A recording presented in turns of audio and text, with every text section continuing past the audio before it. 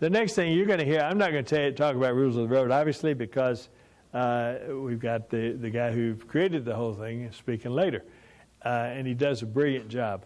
But let me just mention this one part of the rules of the road, which is when it comes to decision making and influencing jurors, millennials and Gen X are very, very susceptible to rules of the road. You know, in my generation, we thought rules were for the control of the masses. I mean, we had no rules. We broke every rule there was. The Generation X and the millennials, everything they do, they organize them in the nursery when they're born. I mean, everything they do, every game they play, everything they do is done in leagues. It's done under rules. It's done under management. They don't create their own. They don't create their own fun anymore. All their fun is organized. So they are the most susceptible. They're born and bred with rules, and they're the most susceptible to rules. So you're going to have a great talk on this later, but just remember when you hear it that it applies very heavily to the Gen X and the millennials. But these are your most rule-oriented jurors. Now, talk about for a minute. There's another thing, the neuro-linguistic programming communications model, and that is that there are 2 million bits of information processed in the brain per second. Now think about this. The primary representational system, our brain parses out of 2 million bits of information. We parse out 143 bits per second. So how do you eliminate that? How do you go about that? Well, the deletion occurs through filters that are based on our beliefs and our values. And what we have to understand is we're not going to change beliefs. During voir dire examination, during opening statement, I don't care how persuasive we are, you're not going to change the beliefs of jurors. So it's very important in the decision-making process, try to parse out on voir dire and especially on supplemental juror questionnaires, what are the beliefs and what are the values of these jurors. Now, what you can do then is you have to get them to set aside their beliefs for a very brief period of time, for a week, for this particular case. They can walk in believing that all malpractice cases are frivolous lawsuits. And they can leave 2 weeks later believing that all malpractice cases are frivolous lawsuits, except for this particular one. So you have to carve out that this is the exception. Don't try to tackle that belief. Don't try to change the belief. If you try to change the belief that all malpractice cases are frivolous lawsuits, you're taking them head on. And you're on the other side from them, and you're antagonistic towards them. Let them believe. They can still believe it. They can walk away and tell everybody in the world, you know, malpractice cases are frivolous lawsuits. In fact, I was on a jury, and I had the only one that was not frivolous. The one I had was legitimate. But most of them are frivolous. So don't try to change beliefs. You try to work your way. It's the suspension of disbelief. You need to get them to suspend their belief for a very short period of time. NLP talks about the manipulation of energy in a way that creates measurable results. It's quantum energetics. And what it says essentially is this. What you focus on increases. And it's all about, this is about the availability bias. And availability is the most important single of the single biases or influences that you can have. One of the things I'll mention before we talk about that anymore is the person I think that's done the most for us, well, without any question, the person that's done the most for us in this area is Daniel Kahneman with his Thinking Fast and Slow. This book, if my Bible were as well-worn as this book is, I'd probably be a lot better off eventually.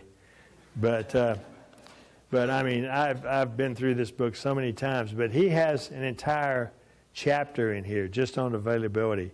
But what he's done, this work received the Nobel Prize in economics. So how does a Nobel Prize in economics, what does that have to do with trial lawyers? It has everything to do with us. This has got every page is marked in this book, seriously. This is the one book I'd recommend that you delve into if you really want to know and understand what we're talking about here. How am I doing on time? 27, 45, okay. So, the NLP, what you focus on increases. We get to decide, in our case in chief, what they focus on. We have to choose carefully what they focus on, which is why we have to have a trial story. Now, my good friend Dave Winter likes to use this. If you've seen this before, just let everybody else have their chance at it. Let's look at this very, very quickly. All right. Mr. Jones was 47 years old, the father of 3 and successful banking executive. His wife has been ill at home for several months. On the day of the incident, Mr. Jones left his office at the regular time. He sometimes left early to take care of his home chores at his wife's request, but this was not necessary on that day. Mr. Jones did not drive home by his regular route. The day was exceptionally clear, and Mr. Jones told his friends at the office that he would drive along the shore to enjoy the view. The accident occurred at a major intersection. The light turned amber as Mr. Jones approached. Witnesses noted that he braked hard to stop at the crossing, although he easily could have gone through. His family recognized this as a common occurrence in Mr. Jones' driving. As he began to cross after the light changed, a light truck charged into the intersection at top speed and landed on Mr. Jones' car from the left. Mr. Jones was killed instantly. It was later ascertained that the truck was driven by a teenage boy who was under the influence of drugs. As commonly happens in such situations, the Jones family and their friends often thought and often said, "if only," during the days that followed the incident. If only what? Okay, you tell me. If only what? If only he'd taken his normal route. If only what? If he'd gone through the yellow light. Come on.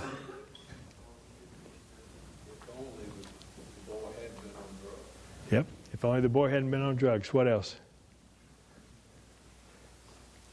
Okay. We do this. I need to move on with this, but what you get when you do this, and you can do this with focus groups, and you can get 15 minutes of if-onlys.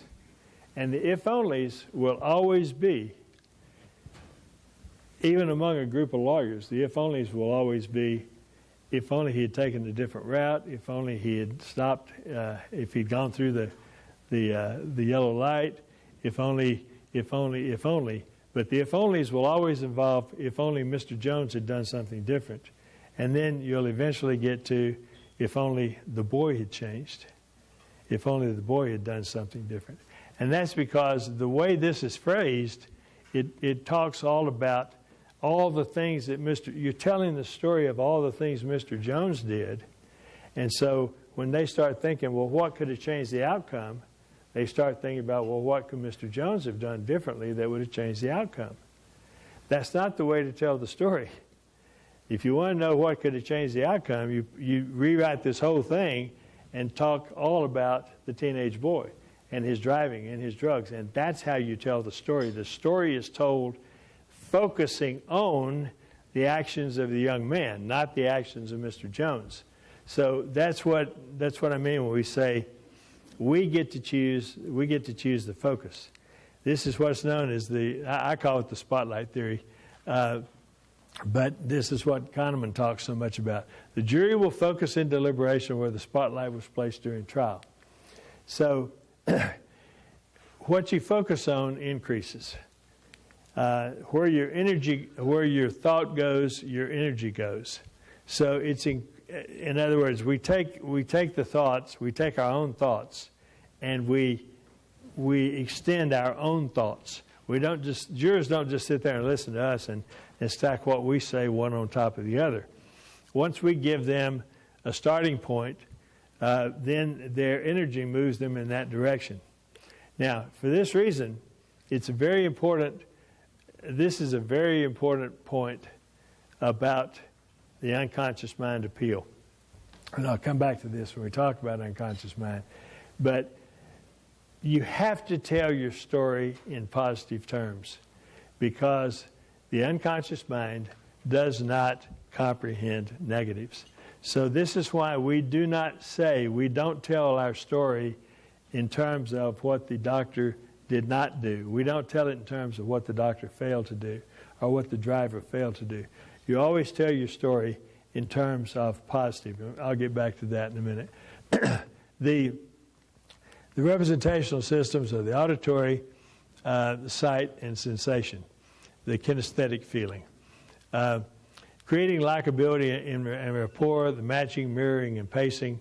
These are the NLP principles. I'm not going to spend a lot of time on those, just to tell you that they exist. It's the idea of achieving verbal rapport.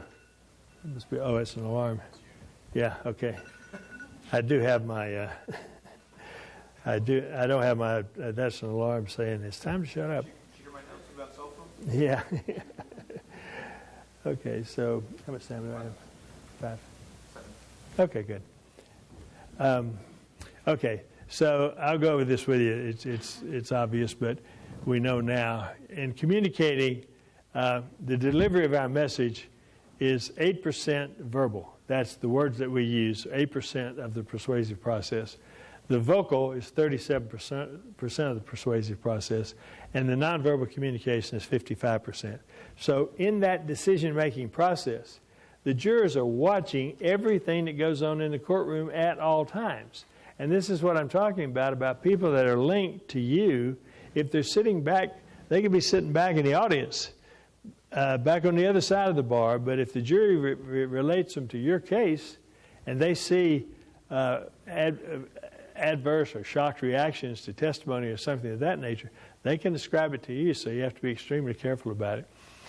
Milton Erickson was another one of the geniuses that's taught us so much, and he taught us about the significance of synthesis and consistency in our nonverbal and verbal communication. Because what he's saying, what Milton taught us is that you have to have you have to tell the same story vocally, verbally, and nonverbally. Because if your nonverbal communication is not consistent with your verbal communication, the nonverbal will prevail every time. So if you're talking one story and you're demonstrating another story, what you're saying, what you're doing, what you're showing is going to prevail, which means that your vocal part, what you're saying, attacks you on the basis of trustworthiness, because you're losing credibility. So you have to achieve trustworthiness by keeping synthesis between your verbal, nonverbal, and vocal communication. Erickson teaches us about mirroring and matching, and I don't have time to tell you. Well, in communicating with George, it's a true story. Erickson he's brilliant. He was in Arizona. He's the leading psychologist and in the world, literally. And so they found a man running naked through the streets of in Arizona, and he just babbled incoherently. And this is a true story. And he so they took him to an asylum, and they could not communicate with him. And so they finally brought him to Erickson. And Erickson came in, and Erickson recorded the conversation and said, "Good morning, I'm Dr. Erickson," to which they gave him the name George. And so to which George responded with babble. So Dr. Erickson listened to the babble. He recorded it, and he went back in, and he did this every day with George, every day, and every day he'd go listen to the babble. So then Dr. Erickson would go and say, "Good morning, I'm Dr. Erickson," and George would babble, and then Dr. Erickson would babble back to him in his own language. Until finally, one day, he said, "Good morning, I'm Dr. Erickson. Who are you?" And George said, "I'm George W." Anyway, I'm sorry. I can't let him go. I'm sorry. He's just too easy a target. God, you know what must you think of Texas? Seriously, we send you Bush, followed by Perry, followed by Ted Cruz. Seriously. Now you know why I'm admitted to practice in New York. Okay, so two things I want to point out to you very quickly. I've already told you about thinking fast and slow. The thinking fast is, I've been talking to you about it for years. The thinking fast is the unconscious mind appeal. The thinking slow are the things that you have to process through your brain. And so nobody does it better. I mean, the Nobel Prize, are you kidding? This thing is brilliant. Now, we have some new work. The latest thing that just came out on December 1st came from another very dear friend of ours, of AAJ, Professor Lee Ross from Stanford University, who's been a friend of ours for forever. In fact, Lee has attended this conference in the past. There's nothing like standing up in front of an audience and where the guy who wrote the book and who did all the work and all the research and telling everybody what he meant when he said this. But Lee Ross has a new work, and Thomas Gilovich, who is also, he's a Cornell professor, but they have a new book called The Wisest One in the Room, and it's how you can benefit from social psychology's most powerful insights. So that's another book that I would look at very carefully. So a couple of minutes? Okay, all right. So what this boils down to is cross-training is important. Keeping up with what's going on in the fields of psychology and sociology is very important. And there are basically two ways to do that. You can delve into this sort of thing yourself. And I do it because I'm fascinated with the brain. I've always been fascinated with the brain and how the brain functions and so forth. Or you can come to AAJ programs and hear speeches about this and hear people like our next speaker tell us why this is so important to us, and to delve through all this stuff and come out with the nuggets which really are most useful to us. So I hope I've said something today that will be useful to you in helping your clients. Thank you very much.